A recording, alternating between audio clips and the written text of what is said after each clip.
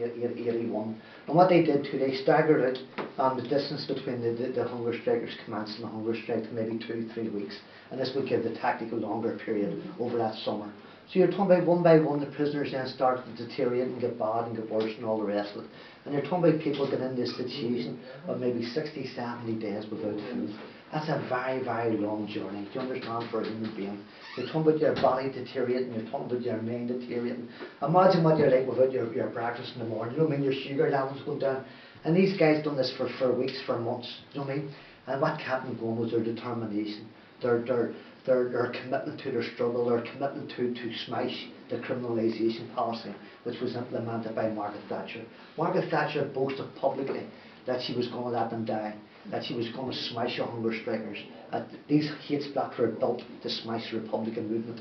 So what type of terminology over the media? That was a communication to the prisoners that they were not going to negotiate. So these guys knew their journey was on a one-way avenue, that they were going to die, and one by one they died. Bobby Sands became an MP, a member of Parliament, during the second hunger strike. There was a by-election in Fermanagh, South Tyrone. And this was an opportunity to put Bobby up as a proxy candidate to raise the profile of the hunger strike. And that's what they did. Bobby won the election with over 30,000 votes. It was a great day for the prisoners.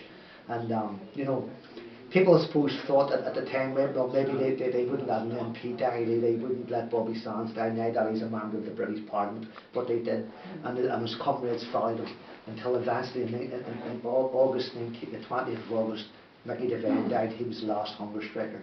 By October of that year, the hunger strike. From the prison officers' perspective, they thought, yes, everything's all sound, everything's good, right, but the IRA had a bigger plan in the prison.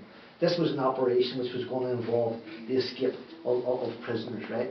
So it's a prisoner's right, it's a duty of a Republican to plan and execute escapes. He has a right to get involved in that process and get back out into the struggle, and that's what happened. People are always conspiring. Over the months, over the years, the IRA developed this here plan of what they needed to do. They needed to settle the prison down. They needed to start talking to the prison officers. Remember, the same prison officers who trailed them up the wings, who threw them over mirrors and internally searched their back passages. These are the same people who were very, very, very cruel to the prisoners. But the prisoners had to be bigger than this. They had to see through this, and they had to look at their long-term goal, and that was conditioning the screws. Everything was okay. The prisoners were friends. The war's over as such, and let's create normality in the prisons. And that's what happened. We had leading members of the Republican movement making screws cups of tea. Screws, by the way, are prison officers who were making screws cups of tea and getting on with first name terms. And the screws were thinking, oh yeah, these are ugly lads. They're finished. There's no fire in them now. They're done. You know what I mean? They just want to do their time. But what they were doing, these guys were conditioning these people, right, to eventually take over the block, right.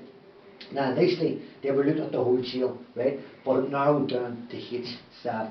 And by the way, the main planners, a lot of the main planners of the big escape, this is only 2 years, remember, after the hunger strike, 1983. You know what I mean? So remember, just 2 years before, men were dying in the hunger strikes.